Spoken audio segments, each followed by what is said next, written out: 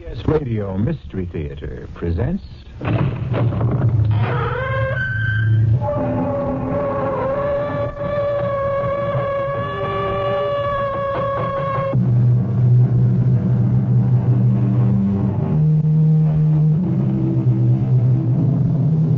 Come in. Welcome. I'm E.G. Marshall.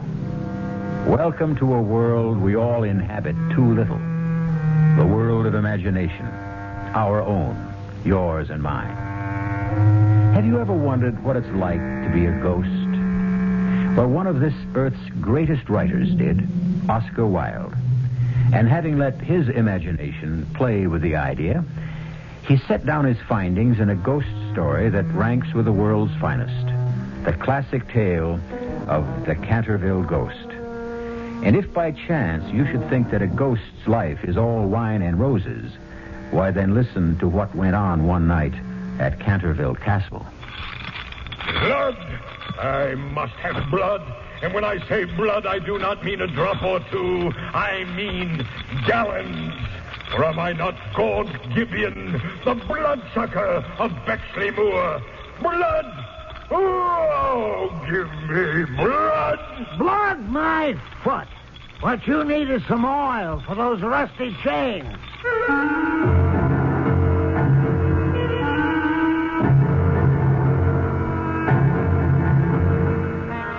Our mystery drama, The Canterville Ghost, was especially adapted from the Oscar Wilde classic for the Mystery Theater by George Lothar and stars Arnold Moss.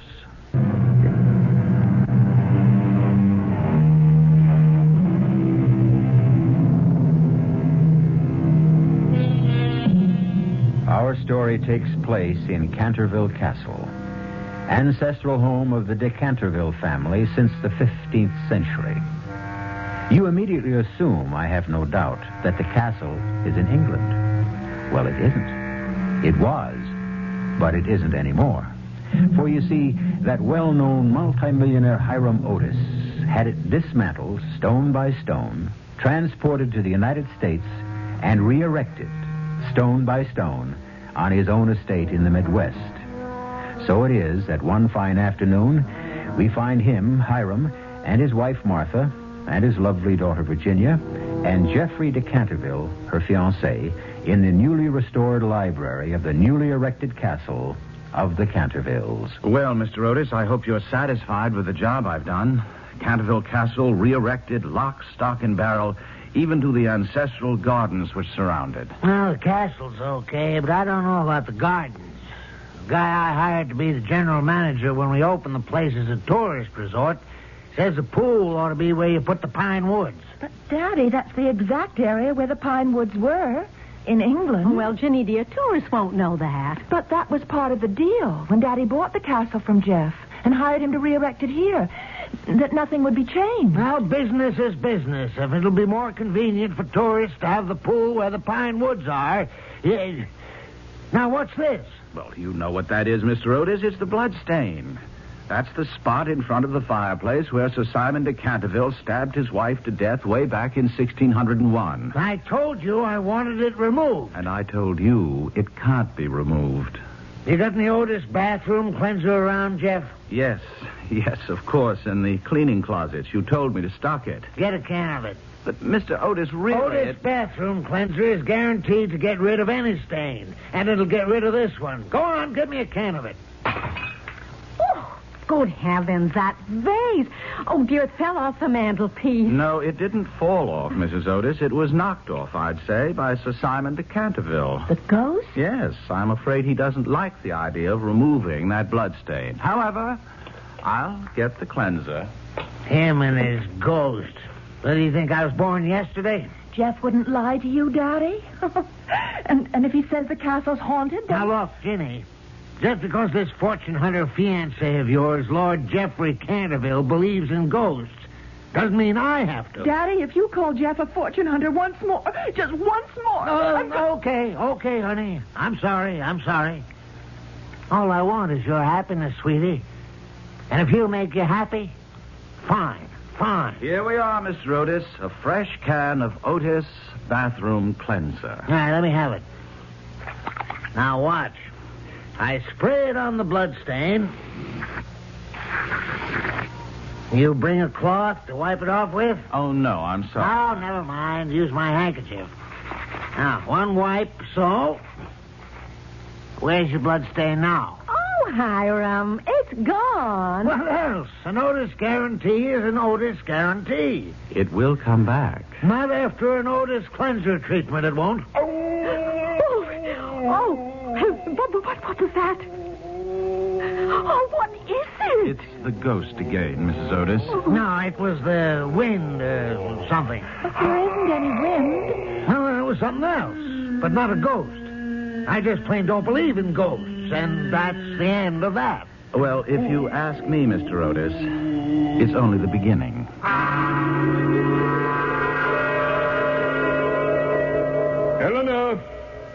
Eleanor!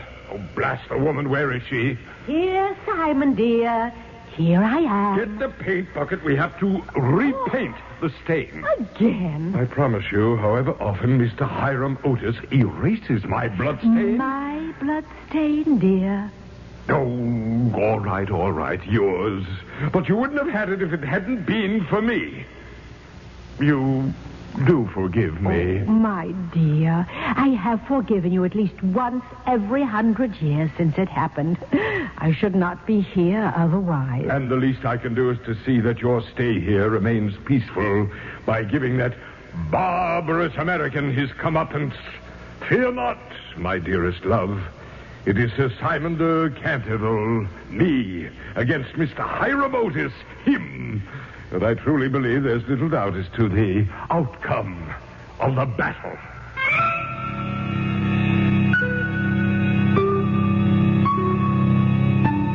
A blue bloodstain?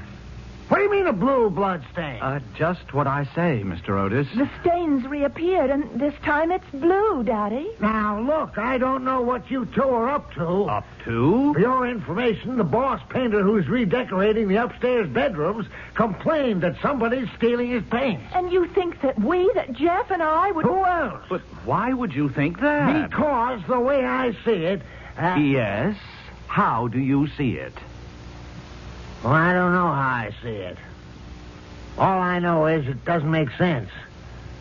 And we better start making some sense around here because we open in a week.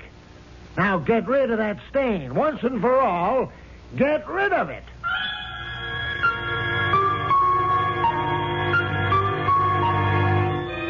Do you realize that I have repainted that bloodstain by the fireplace 4 separate times, and each time that meddling American has had it removed? I should think you'd want to forget it. After all, it's a reminder of why you are doomed to haunt Canterville Castle. Oh, dear, and I with you. But you are not. You can leave any time you wish, Eleanor. Oh, Simon, not without you. Oh, my dear. Was ever man so loved by woman as I by you? Or I by you. And yes, I killed you. Because you loved me. Well, however you put it, I condemned us both to eternal misery. Well, it shall be misery in peace. For nearly 400 years I've haunted Canterville Castle without hindrance. Yet what that vile upstart has put us through in the past 3 years, tearing down the castle around our heads, building it up again around our heads, and the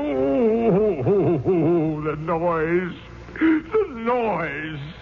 And now he means to turn it, my castle, into what they call a tourist attraction. Never! My dearest, what can you do? That beastly American must be driven out. And his family with him. I know. Let me see what I have in the way of grisly costumes. Yes. I think this should do the trick quite neatly. Which is it?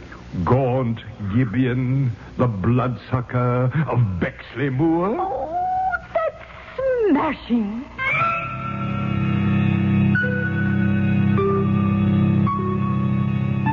Jeff, I won't let you get married till you get a job. But, Daddy, Jeff doesn't need a job. He has all the money you paid him for Canterville Castle. Have you? Have you, Jeff? You know I haven't, Mr. Otis. But obviously Ginny doesn't. You didn't tell her. Tell her what, Otis? Yes, what? Well, tell her.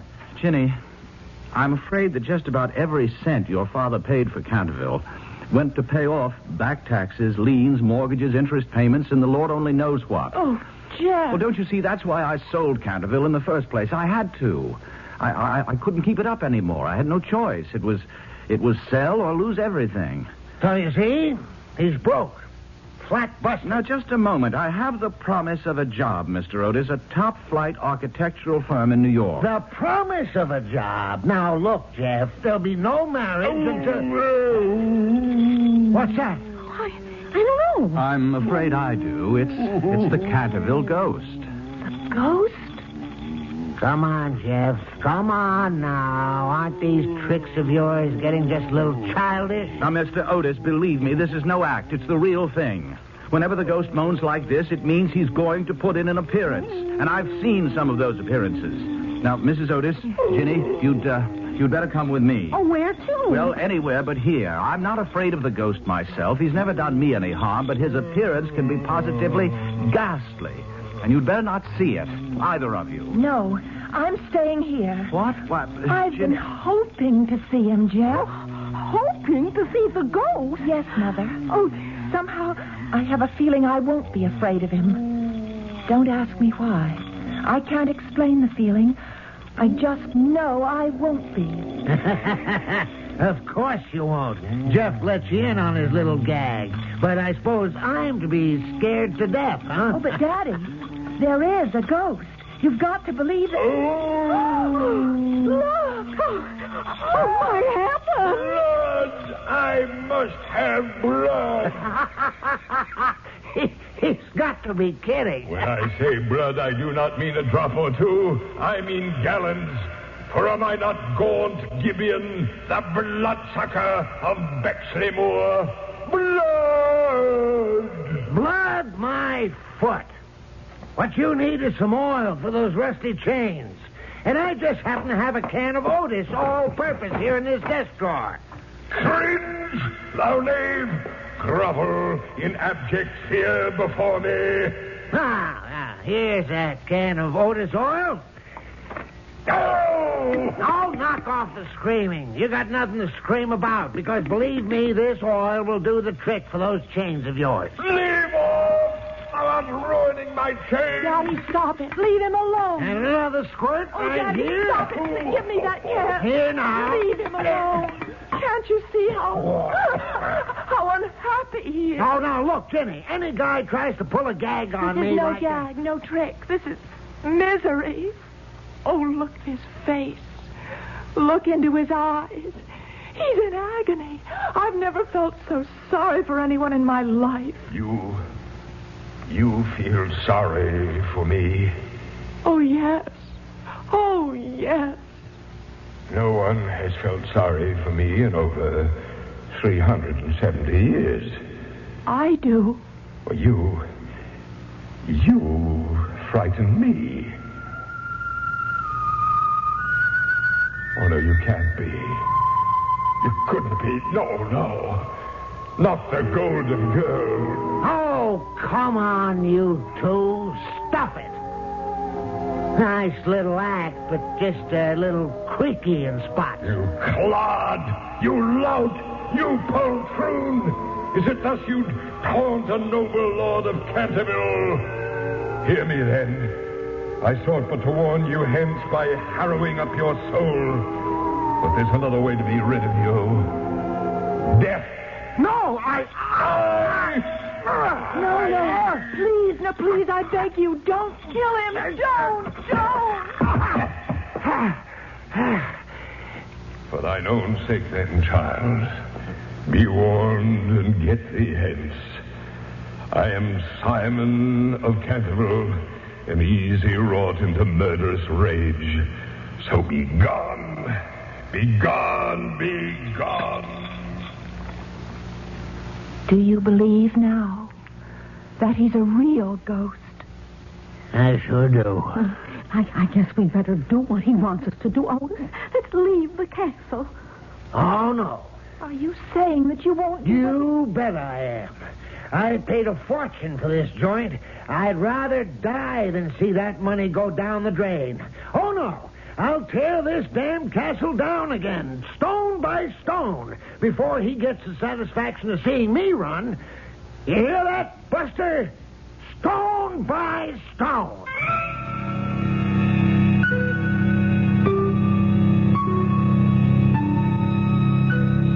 It certainly appears that for once, for the first time in nearly 400 years, the ghost of Sir Simon de Canterville has met his match. What happens, you may ask, when ancient English ghost meets eyeball to eyeball with modern American business tycoon?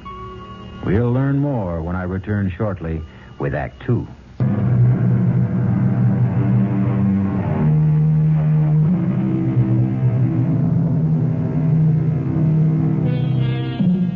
Now, really, you know, Sir Simon de Canterville, or rather I should say the ghost of Sir Simon de Canterville, can't be blamed for threatening to kill Hiram Otis. After all, it is his castle, or it was, and, well, how would you feel if you'd lived somewhere for nearly 400 years only to have someone you'd never seen before threaten to tear the place down, stone by stone? No, you really can't blame him for being in a towering rage. Eleanor, I shall rend him limb from limb. Oh, Simon, perhaps we ought to leave the Americans in peace. Oh, no. Oh, darling, please. I say no. Oh, Simon, please. Don't make me speak severely to you. Severely? Well, truthfully, it's quite possible you've lost your ability to frighten people. Lost my ability to frighten people? Yes, dear. You are but a ghost of your former self. Just what do you mean? Well, I very much fear that you're growing stale. And in the parlance of the day, why, you simply can't hack it anymore. Hack it? Not able to hack it? Me? Oh, Simon, come now. Were you not reduced to using brute force? You, who through all these centuries have prided yourself on the artistry of your hideous disguises. Why, you failed to frighten a mere mortal.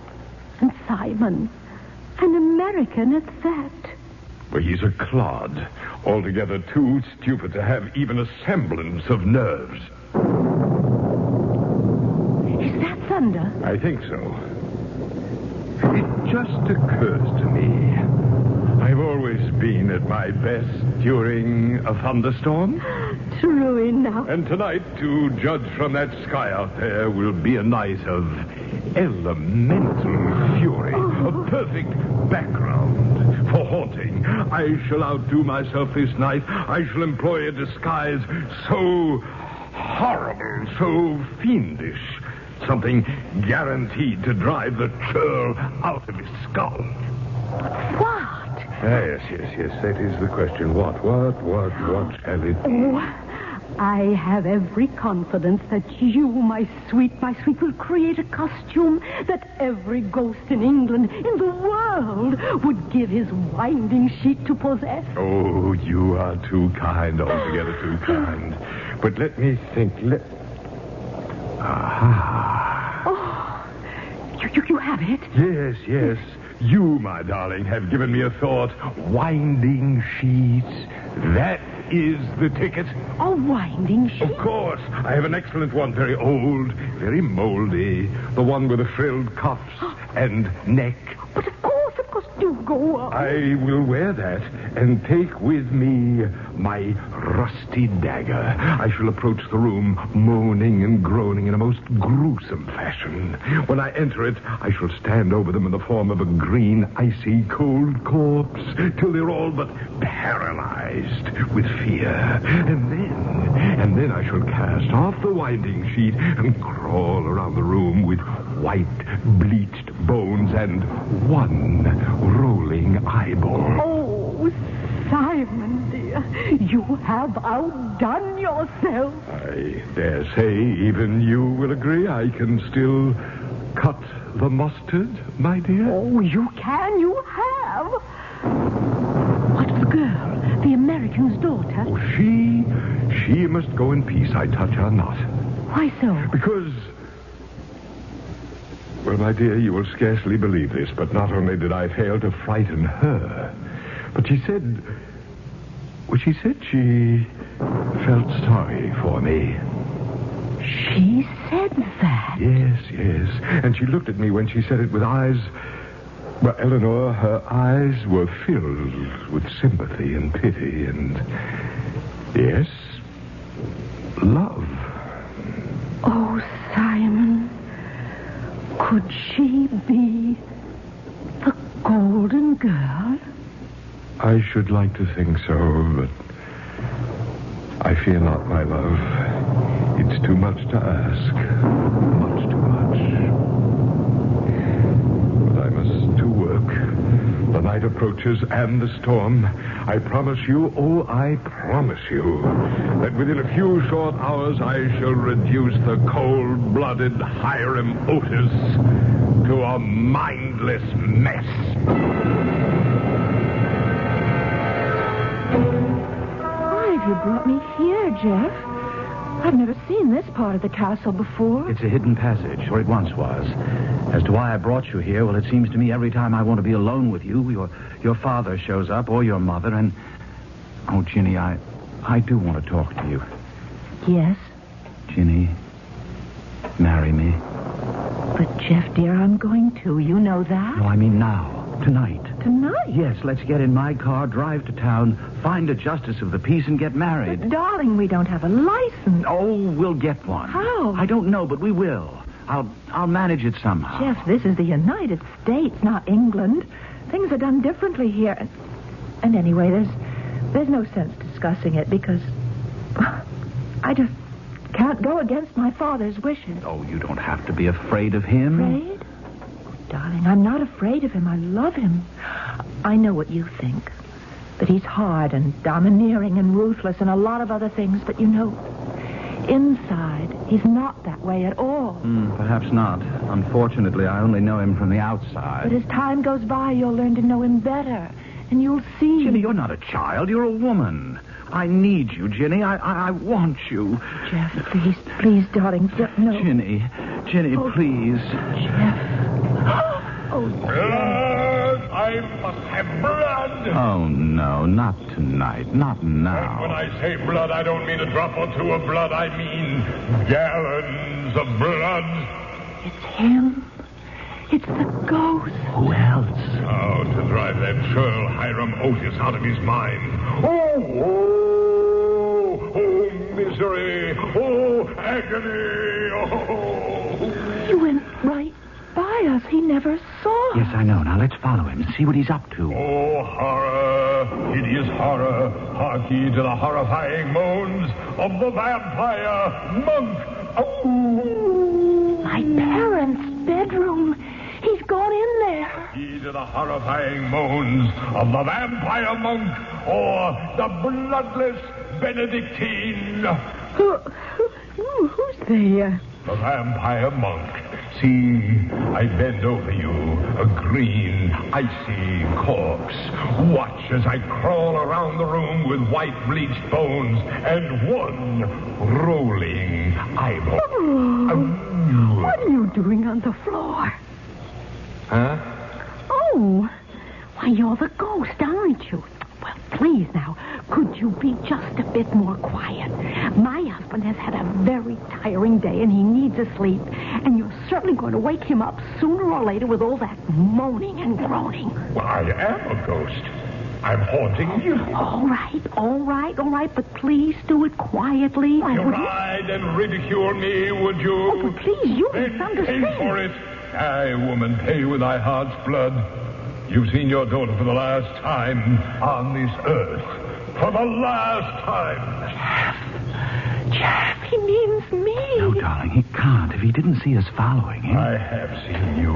I saw you there in the secret passage, but was too busy with other matters to be bothered with you. I saw you following me. From the back of my head, I saw you. Stand aside, Geoffrey de Canterville. I take your beloved with me into the next world. Oh, no, you don't. I warn you. You're a Canterville, and I would do you no harm. But stand in my way, and I will place on you, as I already have on them, the Canterville curse. No. Oh, no. Oh, yes. Stand aside, I say. Stand aside. Wait. Yes? If you wish to take me into the next world, all right, go ahead. But leave Geoffrey alone. Leave my parents alone. Don't harm them. You would give your life for them? Oh, Ginny! Geoffrey! She's gone, vanished. Yes. What does it mean? Oh, good Lord, what does it mean? What? What does what mean? What's going on Oh, here? Hiram, that ghost. He's taken Ginny. He's taken her with him into the next world. Oh, come on now. It's the truth. In heaven's name, Mr. Otis, wake up to the truth. The ghost of Simon de Canterville has taken Jenny out of this world and into his own. And you'll never see her again. And I'll never see her again. What the devil are you talking about? It's the curse of the Cantervilles. The ghost placed the curse on you tonight. Oh, what lies ahead for you, Mr. Otis? Yeah?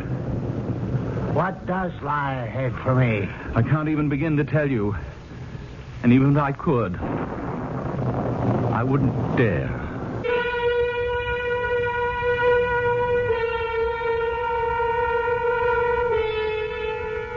Strange sort of ghost, Sir Simon de Canterville. At one moment, he's almost gentle, tender, and the next, in a towering rage. He acts almost like us humans, doesn't he? And like us humans, he may have jumped from the frying pan into the fire in abducting Virginia Otis.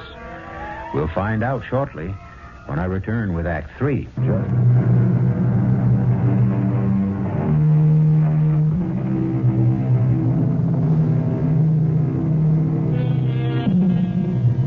I take you now down a short flight of wide stone steps, somewhere in the nether regions of Canterville Castle. Steps stained by centuries of dampness. It is a place where rats and beetles might scuttle about. In and among the bleached bones of a skeleton which lies on the stone floor. Poor skeleton. One of its hands, manacled, claws towards the remains of a bowl which once held food. A door opens. A light appears on the steps. And Sir Simon de Canterville sweeps down the steps, dragging Virginia Otis after him. He flings her to the floor. Here lie my bones. Here soon shall lie yours. He whips a dagger from a case at his side, stoops, grabs her by the hair, and holding her head back, makes as if to plunge the blade into her throat. But he stops short. How can you look at me like that? Are you not afraid? No. You face death, yet you're not afraid. Do I face death? Will you kill me? What is to prevent me? You killed once out of passion and have suffered nearly 4 centuries for it. Would you dare again? I would.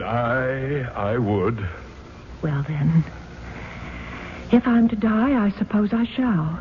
Being afraid wouldn't help matters. But really, I'm not afraid. At least, not of you. Eleanor was right. Eleanor? My wife. She says I don't seem to frighten anyone anymore, that I can't hack it anymore. Why do you want to? I'm a ghost.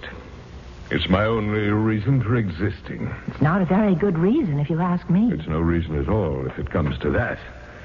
It's simply part of the punishment I must bear for murdering my wife. The Lady Eleanor? Yes. Why did you murder her? Jealousy. Unreasoning jealousy. I thought her in love with another man. I found out later how wrong I'd been. But it was too late then. I assure you my remorse was so great I hardly struggled at all when her brothers chained me in this dungeon and starved me to death. And that's your skeleton? Yes. Poor skeleton. Poor ghost. You must be very tired. As only a man who has not slept for nearly 400 years can be. But there'll be no rest for me, never any rest, until the legend of Canterville Castle is fulfilled. But I didn't know there was a legend. Jeff never told me. Oh, yes, yes. And when it is fulfilled, then I shall sleep at last in the little garden far beyond the pine woods. What garden do you mean? The garden where the grass grows long and deep, where the hemlock flowers are like great white stars and the nightingale sings all night long. All night long he sings, and the cold, crystal moon looks down, and the yew tree spreads its giant arms over the sleepers. The sleepers? Do you mean the garden of death? Yes, death. Would you help me if you could? If you could make the legend come true, would you? Yes. What is the legend? It is this. When a golden girl can win prayer from beyond the gates of sin, when the barren almond bears and the girl gives away her tears, then shall all the house be still, and peace come to Canterville. What does it mean? It means that you must weep with me for my sins, because I have no tears, and pray with me for my soul, because I have no faith. And then, if you have always been sweet and good and gentle, that withered almond tree you have perhaps seen outside the library window. The barren almond tree, yes. That tree will bloom again to show... Yes, to show? That the angel of death has had mercy on me. I should like to do that for you. I know. But you may fail. Yes?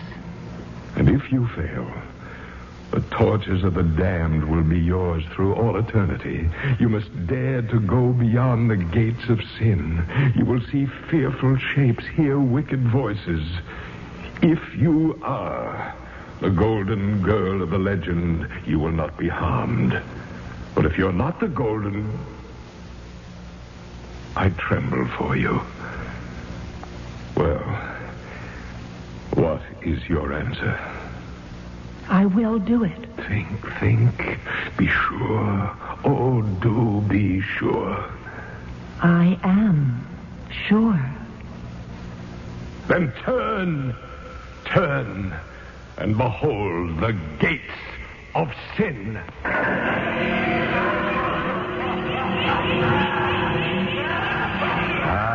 You shrink back. You are afraid. The shrieks, the laughter. Worse lies beyond the gates. Far worse. You are afraid. You are afraid. And I am doomed. No. You will go for me. You will go beyond the gates of sin. For you, or any other soul. And give me your hand. Let me kiss it. Fingers cold as ice. Oh, but your lips burn like fire. Soon, perhaps, my lips, too, shall be cold. If you are the golden girl, I pray God you are, for your sake more than mine. You must release my hand now. If I'm to go beyond the gate. Yes, I know. Only... Let go. Let go. Go! No, Virginia! Come back! Come back!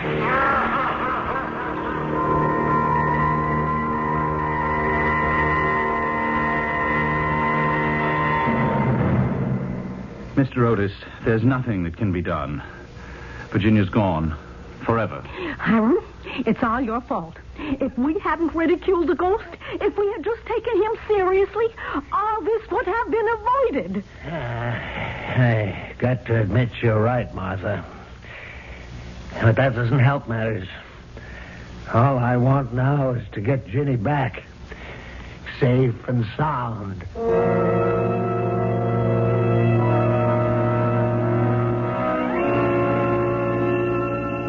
The girl, where is she? She's gone. Gone. I've been a fool. I thought she might be the golden girl, the girl of the legend, and I let her go beyond the gates of sin. Oh, no. If that be so, I am done with you, Simon. Oh, no, not you. Oh, don't touch me. Don't touch me. You're revolting enough to be human. I tried to stop her at the last moment. I tried. But it was too late. Too late. Too late. Simon. The nightingale. Eleanor. The nightingale. Oh. It sings. It sings in the garden of death. It sings. Oh, and the girl, Virginia. Oh, she succeeded. She must have. Simon, look. Virginia. Sir Simon. You've returned. From beyond the gates of sin, you've returned. Did you think I wouldn't? Yes, I thought that. I knew I would. I'd not have gone past those gates if I hadn't felt sure. Then you are the golden girl of the legend. You are the golden girl. Are you saved now? Oh, yes, child, yes. I'm saved. After all these centuries, released. And you're the one who did it. Eleanor, she is the one. What can I do to thank her? What? What? Oh, Simon, restore her to her own world. What else, dear?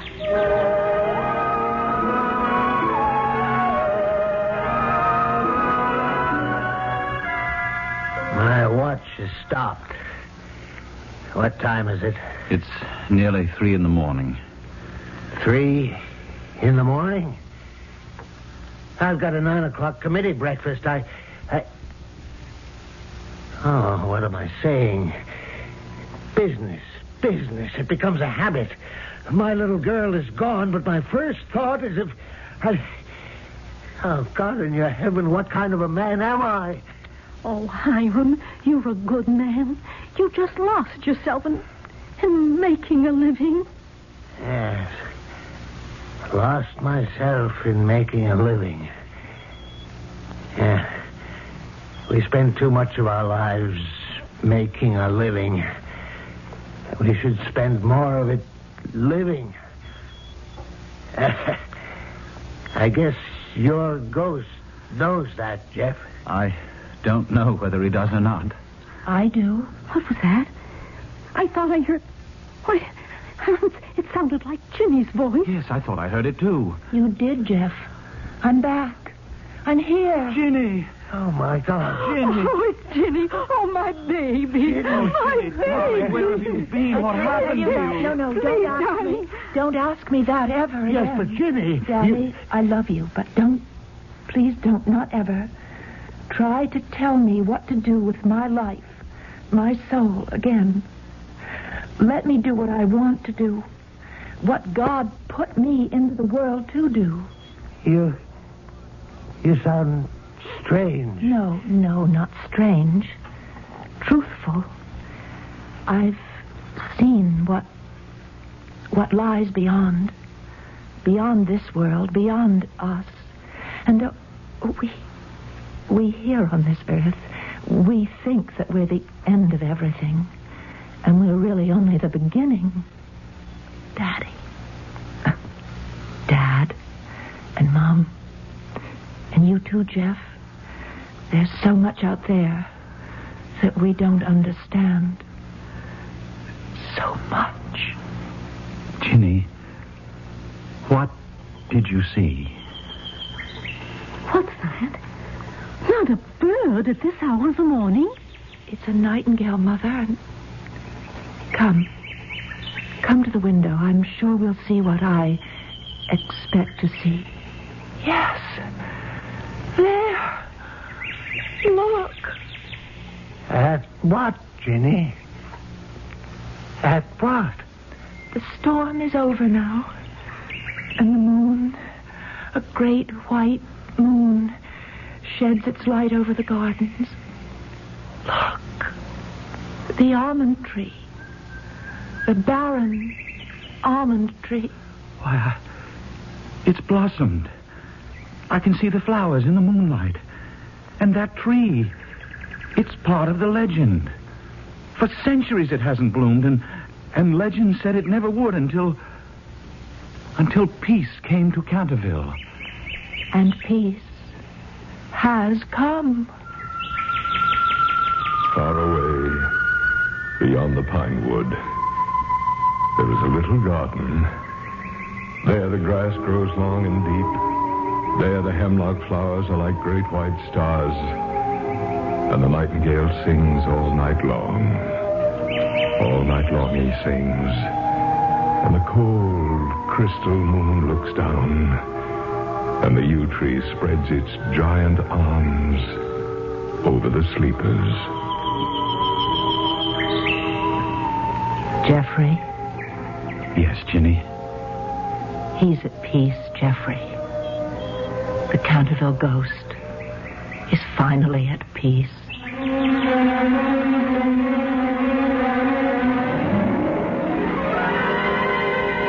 This story, this beautiful story, we owe to a man named Oscar Wilde. Perhaps some of you know the tragic details of the last years of his life. Well, no matter. What's important is what he wrote. Almost 100 years ago. Wrote what entertained you in this past hour. And perhaps enlightened you, too. It is better to live than to make a living. I'll be back shortly.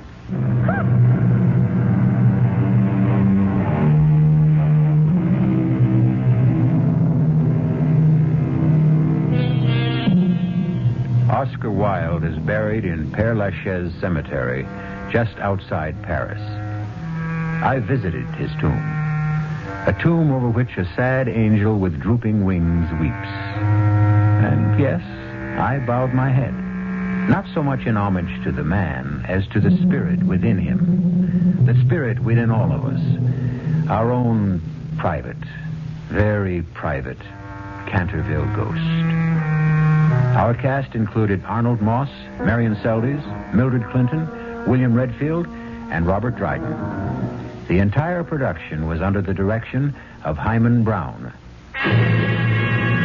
The answer's still the same. No dog, no baby. Just be happy with these dumb plants. They're bad enough. Taking up the whole bloody windows. I hate you. Yeah, look, I'll let you keep them. I hate you. I wish you were dead. What did you say? I said I hate you. I wish you were dead. Did you really say... Hey, what? Hey, what's this? The bloody plants are on my neck. Hey, Barbara, they're all around me. They're choking me. I can't get them off. Hey, Barbara, they're too strong. Barbara, don't stand there. Get them off. No. Get the scissors. Barbara, the scissors. I hate you. I hate you. I want you dead.